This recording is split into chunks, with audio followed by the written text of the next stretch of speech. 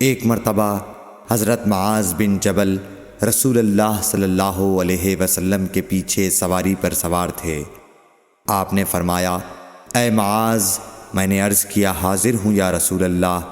آپ صلی اللہ علیہ وسلم نے دوبارہ فرمایا، اے معاذ، میں نے عرض کیا حاضر ہوں اے اللہ کے رسول۔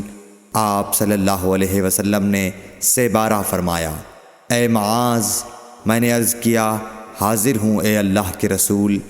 3 بار ایسا ہوا۔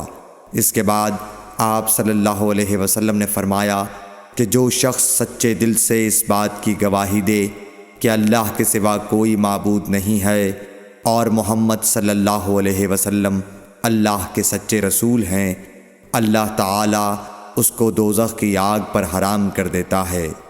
میں نے کہا، یا رسول اللہ، کیا اس بات سے لوگوں کو باخبر نہ کر دوں تاکہ وہ خوش ہو جائیں؟ آپ صلی اللہ علیہ وسلم نے فرمایا، اگر تم یہ خبر سناؤ گے تو لوگ اس پر بھروسہ کر بیٹھیں گے اور عمل چھوڑ دیں گے۔ صحیح بخاری حدیث نمبر 128۔